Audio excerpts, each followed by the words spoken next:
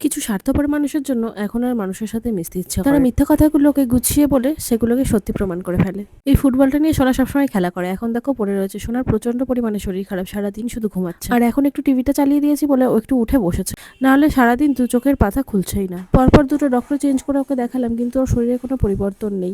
আমার বাবা এসেছে সোনাকে দেখার জন্য, তাই বাবার জন্য একটু ফল আর মিষ্টি নিয়ে আসলাম, কারণ বাবা বললো বাড়ি থেকে ভাত খেয়েই বেরিয়েছে, এখন আর কিছু খাবে না, বেশিক্ষণ থাকবে না, চলে যাবে। ওই যে ওটা হচ্ছে আমার বাবা। কৃষ্ণনগরে যেহেতু দুটো ডক্টর দেখানো আমাদের হয়ে গেছে আর ওর শরীরের কোনো রকম পরিবর্তন হচ্ছে না, সেই জন্য আজকে ভেবেছি আমরা কলকাতা নিয়ে যাবো। যাওয়ার আগে ব্যাগটা গুছিয়ে নিচ্ছিলাম। এখানে যে ডক্টরগুলো দেখিয়েছি সেই ডক্টরের প্রেসক্রিপশনগুলোও নিয়ে নেবো, কারণ কি ওষুধ দিয়েছে না দিয়েছে সবটাই ওনাকে দেখাচ্ছে। সোনাকে কিন্তু আমরা ছোটবেলা থেকেই কলকাতাতে ডক্টর দেখাই, কিন্তু ছোটখাটো জ্বর হলে পারে কৃষ্ণনগরেই দেখাই।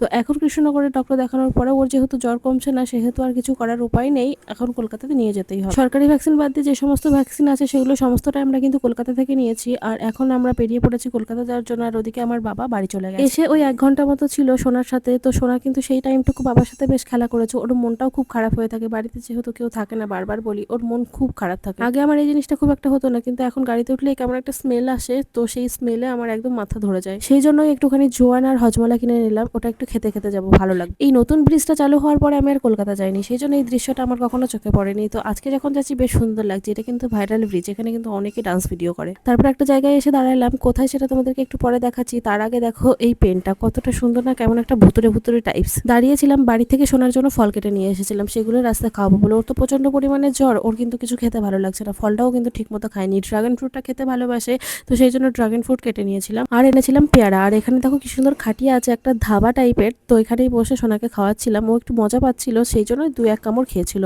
ওর যেহেতু জ্বরের মুখ, সেই জন্য আজকে পেয়ারাটা খেতেও বেশি ভালোবাসছে, ড্রাগন ফ্রুটটা অতটা খাচ্ছে। আমি বাড়ি থেকে বিট লবণটা আনবো বলে ভুলে গেছিলাম। এই ধাবাতে একটা দিদিভাই ছিল, ওনাকে বলার পরে উনি কিন্তু একটুখানি আমাদেরকে বিট লবণ দিয়েছিল। বাড়ি থেকে বেরোতে বেরোতে আমাদের প্রায় 4টে 4:30 বেজে গেছিল, তাই জন্য এখানে পৌঁছাতে আমাদের 5:30 বেজে গেছে। ওদিকে আবার ডক্টর 8টার মধ্যে হয়তো চলে যাবে, সেই জন্য আমাদের একটু তাড়াতাড়ি যেতে হবে। আর এই ধাবাটা ছিল কল্যাণীতে, এখানে আমরা একটুখানি বসে খাওয়া দাওয়া করেছিলাম। বাইরে ঠান্ডা, এত সুন্দর হাওয়া হচ্ছিল, মনে হচ্ছিল না যে গাড়িতে গিয়ে বসি। যদিও গাড়িতে এসি আছে, তবু বাইরের হাওয়াটা বেশি ভালো লাগছিল। তারপরে আমরা চলে এসেছিলাম আমাদের ডক্টরের এখানে। তো ডক্টরের নাম হচ্ছে সুব্রত বিষ্ণু। কৃষ্ণনগরে অনেক পেশেন্ট ওনার কাছে যায়, দেখেছো ওর মুখটা কেমন হয়ে গেছে, ওর একটুও ভালো লাগছে না। তো আমাদের ডক্টর দেখানো কমপ্লিট। এখানে হচ্ছে ডক্টরের চেম্বার। সোনাকে ওষুধ খাইয়ে নিলাম, তারপর একবারে চলে এলাম হাইওয়ে হোটেল বাঙালিয়ানাতে। এখানে এসে কিছু খাওয়া দাওয়া করে নেব, তারপরে ফিরবো বাড়ি। আর সোনা ওষুধ খাওয়ার পরে কিন্তু আবার ঘুমিয়ে পড়েছিল। তো ঘুম থেকে উঠে দেখছি ওর শরীরটা একটু ভালো আছে, কারণ বসেও আমার সাথে একটু গল্প করছিল। তারপরে দেখো বাড়ি চলে এসেছি, আর বলেছিল যে ওকে বারবার করে নেবুলাইজ করতে হবে। সরি, ডক্টর আমাকে বলেছিল বাড়িতে যেহেতু তোমার কাছে ইনহেলার আছে, তুমি সেহেতু ইনহেলারটাই ইউজ করবে। তো সেই জন্য বাড়ি এসে